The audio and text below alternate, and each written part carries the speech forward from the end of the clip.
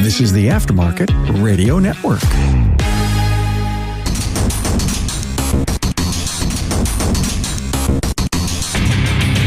Welcome, everyone, to yet another episode of Diagnosing the Aftermarket A to Z. I'm Matt Fanslow, and today I want to talk about what we can learn from Mrs. Doubtfire. That's right, the movie. But first, let's get a word from our sponsor, Napa Auto Tech Training. Napa Auto Tech offers 3-hour virtual technical classes that can be accessed from the comfort of your home. To find out what courses are available, go to NapaAutoTech.com and click on the Napa Auto Tech class calendar link. I guess I'll give a little bit of a build up to this. Not that I've been racking my brain about this for terrible long, but a week or two ago, I was on the Automotive Diagnostic podcast with Sean Tipping, and we were discussing, well, a lot, because, well, you know me, I can't really stick to a subject. In this case, we were talking about the drive to become better. After recording and all that, kind of was done, right? We talked about it. My two youngest kids, son and stepdaughter, I was listening to them watching Mrs. Doubtfire, the movie with Robin Williams, Pierce Brosnan, Sally Field, where Robin Williams' character is married to Sally Field's character. I think his name was Daniel and her name was started with an M. Miranda. They're married. They have 3 kids. They both know there's some tensions and things aren't going super smoothly, but he's comfortable enough with things because he still loves his wife. By the nature of the character and really what the character does for a living, he's immature.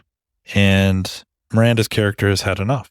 She's quote unquote grown up. She has new focuses on her career and the family and kids and planning for the future.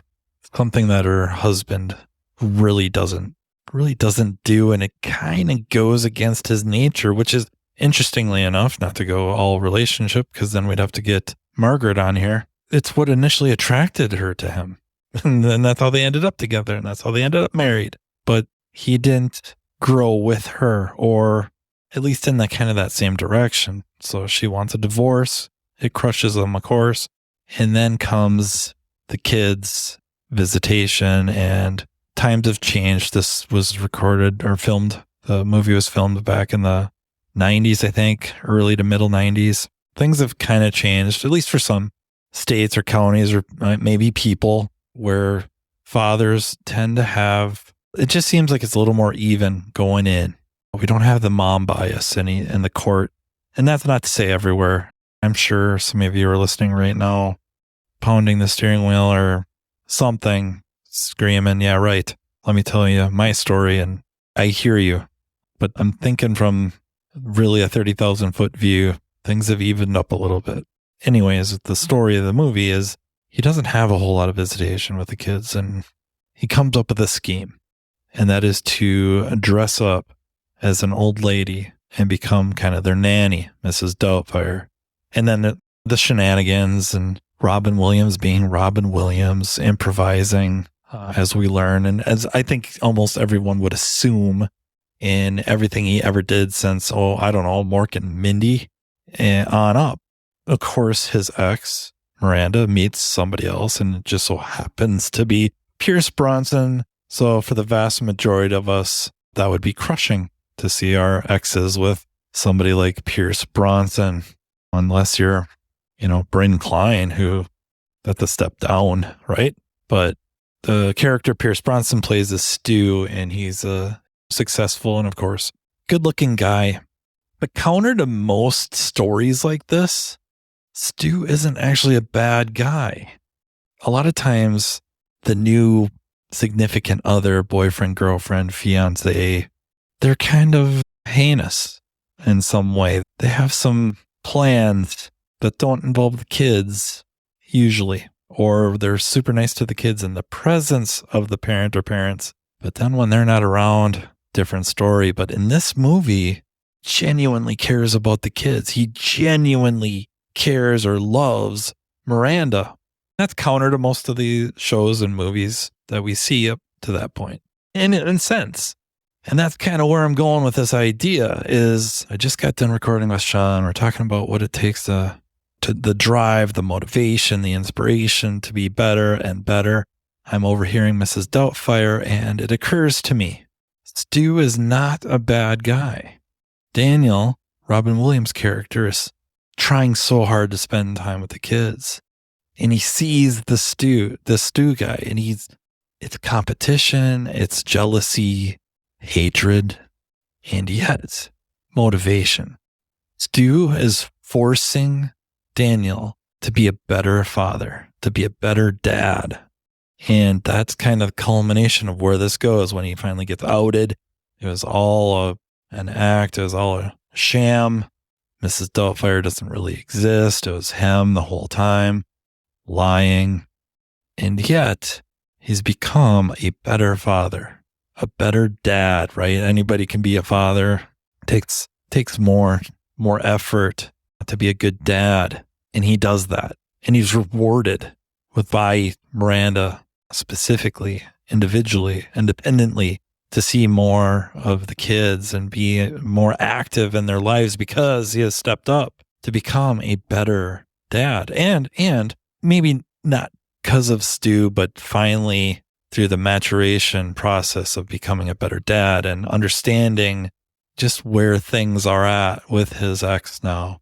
Maybe more comfortable with this guy she's with being a pretty good guy, that he's also a better ex, if you will, which turns out that's really important. Something that doesn't get talked about a whole lot is maybe the significant other or ourselves aren't the best spouses.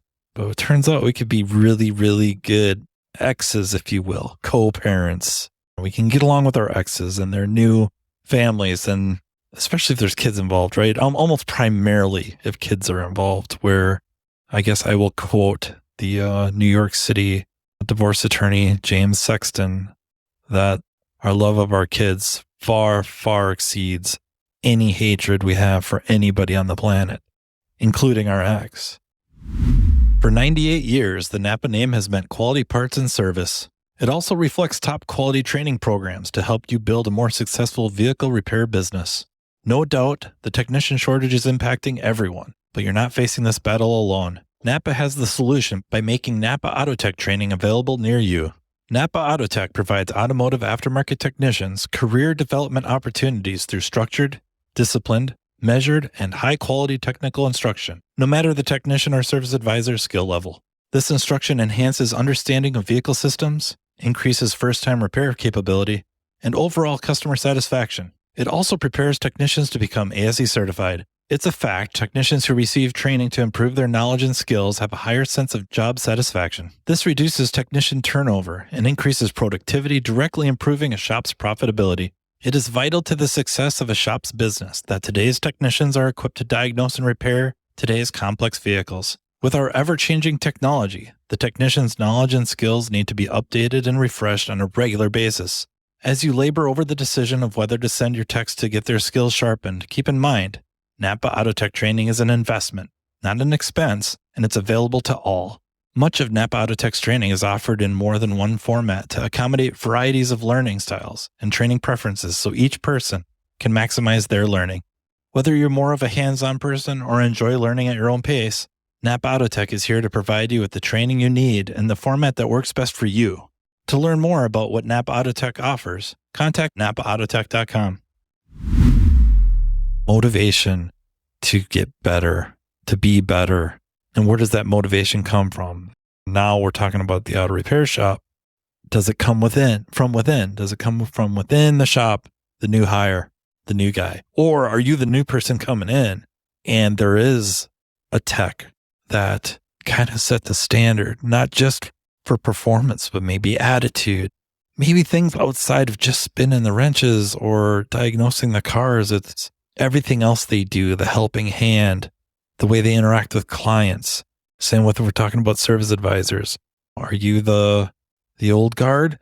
Or are you the newbie coming in? Maybe not new to the profession, but you're new to the shop.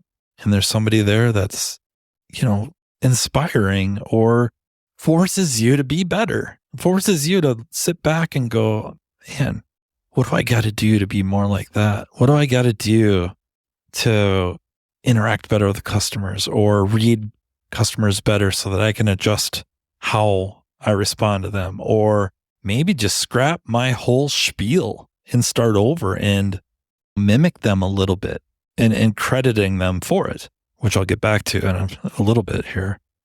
In the shop, same thing. Maybe the way I'm attacking these vehicles is way wrong, or my hyper focus on fixing cars. You pay me to fix cars. You don't pay me to clean. You don't pay me to go help a coworker. You don't pay me to give a customer a ride home. Maybe that tech that's just kind of killing it or just being a really good leader is the one that you look to and go, dang it, I gotta step up my game.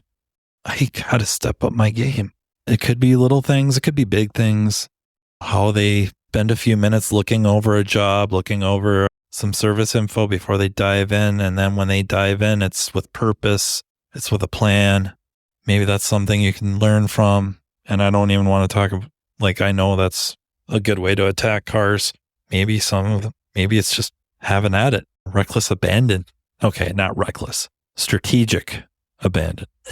But diagnostics even. Watching somebody that can figure out these cars. Maybe there's a vehicle that was just destroying you.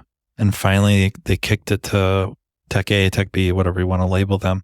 And he or she has it figured out in, we'll just say an hour or less, whatever. Some time that seems very good, rapid. And of course you're going to go over there and ask, what was it? Or you'll find out what it was, but maybe how did you attack the problem? Learning that strategy, learning that how they attack the problem. Maybe you were for some drivability problem, you're under the hood and you got your meter and your scope and you're just checking everything out. And you find out they spent 10, 15 minutes just sitting in the driver's seat with a scan tool, scrolling through the data, looking at these PIDs, figuring out what the PIDs are. What do they mean? What are they pertaining to? What are they telling me? What are they not telling me? Maybe that's what they did. Or maybe not. Maybe they keyed on a symptom. It took them in a direction that you were not going in. And there's something to be gleaned from, okay, that was a clue that I missed. I gotta step up my game. I gotta use all my senses to get direction with these cars.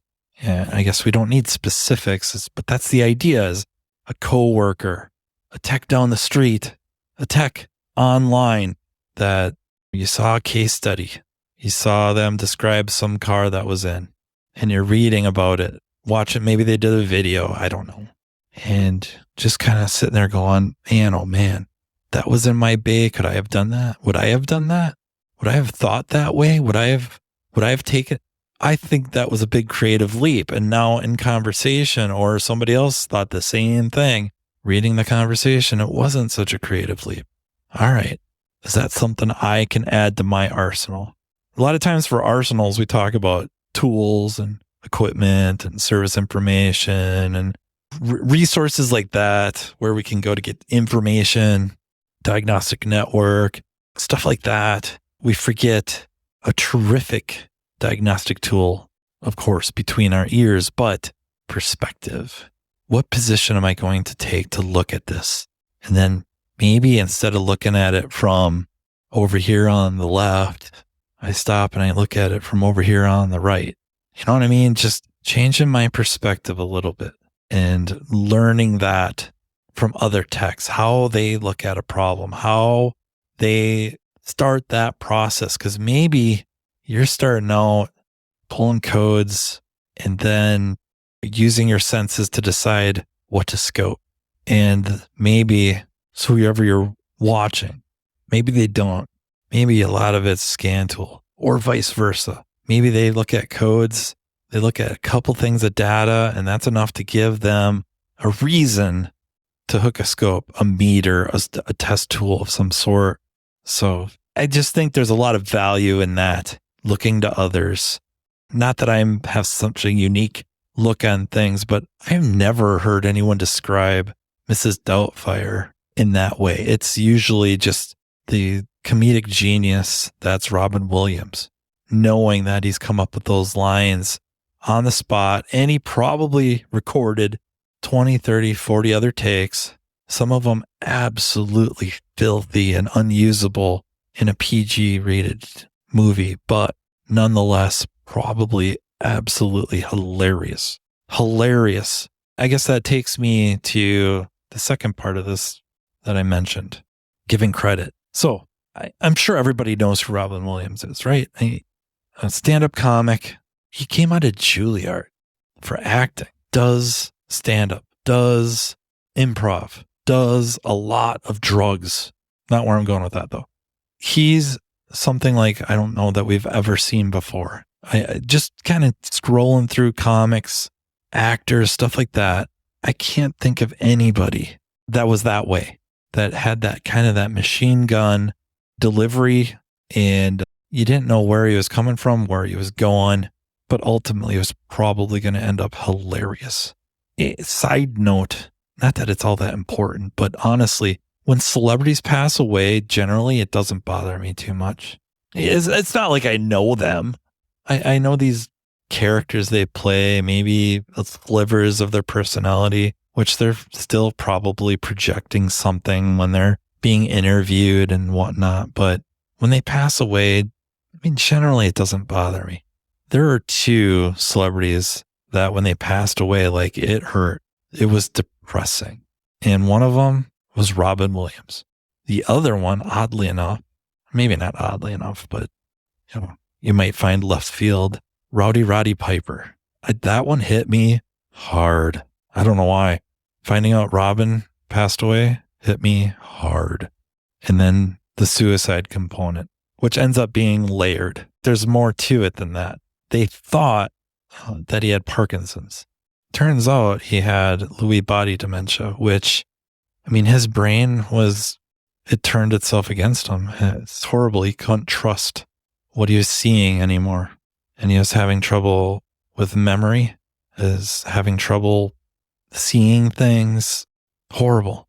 I don't know how one would ever say there's good or anything in it, but his suicide might have been one of those last things he either did to protect himself from dealing with the further just awfulness of it, or because of it. And specifically, if they're treating him for Parkinson's, a lot of times the side effects are dark depression, suicidal thoughts, but not the direction I wanted to go with this.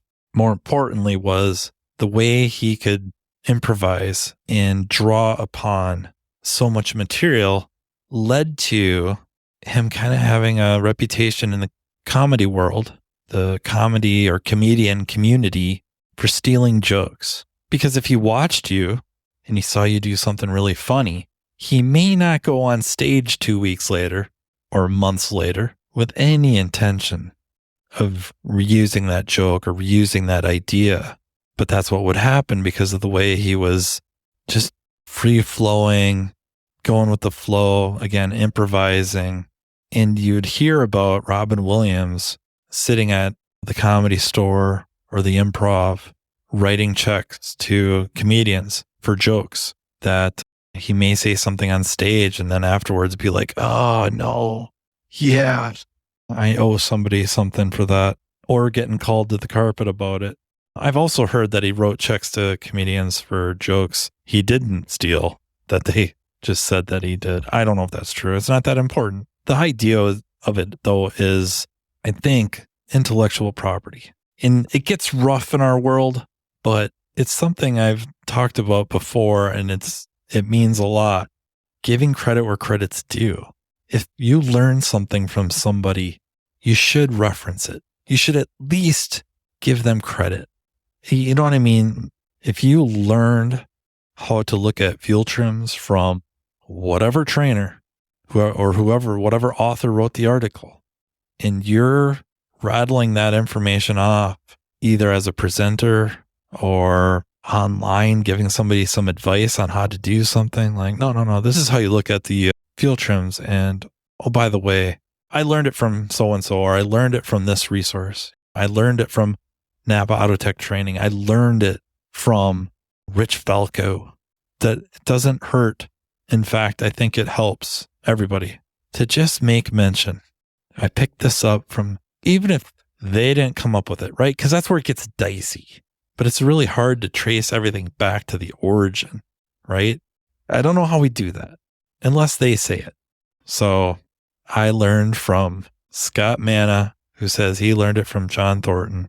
Okay. And I guess I just try to make mention of what I picked up from who when I can. I try. I've blown it. Don't get me wrong. I've blown it, or I've miscredited accidentally. But I think we can learn from Robin Williams that sometimes we accidentally grab material from wherever. We read it online. I read it on a post by John Rogers. I should give John Rogers credit when I can regurgitate it out. Did I learn it from Ed Page? Did I learn it from Earl Davis? Some of these really, really, really smart guys online. Did I learn it from Joey Fitzpatrick? The name, because this could go on and on and on. I'll have to get Tanner and Brant back on here so I can just spit out a bunch of more names that people need to know. Some real industry stalwarts out there. But yeah, Robin would accidentally, I believe, and again, I don't know the guy, didn't know him, but I would like to believe just the nature of the way he was very random, going with the crowd, drawing on whatever he could out of the ether, and sometimes accidentally grabbing something he saw that somebody else produced. If we can do that, and don't mean the actual taking it and using it without some sort of mention, I think that's a worthwhile lesson to learn. And as well as maybe watching Mrs. Doubtfire with a little bit different perspective, that there's good people out there that initially we may find to be in competition with us, or we may want to be competitive with. And yet, okay, part of the competition may make us better, but really watching them and realizing we got to step up our game. That's something I do a lot of, watching, reading, and hanging around some of these really, really brilliant people. And it motivates me to try to be better. So hope you enjoyed this. I kind of got a kick out of it. If you like these type of episodes, let me know. If you're sick of them, let me know.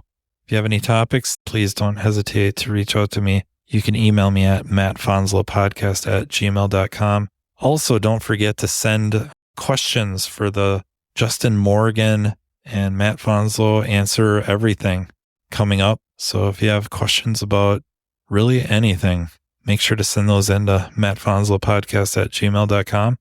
Thank you to Napa Auto Tech Training for sponsoring. Thank you to the Aftermarket Radio Network. And until next time, take care. You've been listening to Matt Fanslow, diagnosing the aftermarket A to Z on the Aftermarket Radio Network. Follow Matt on your favorite listening app. He's very interested in what you have to say. Let him know what you'd like him to cover and come on the show. Matt is all for advancing the aftermarket. Find Matt Fanslow on social media and connect, or on aftermarketradionetwork.com.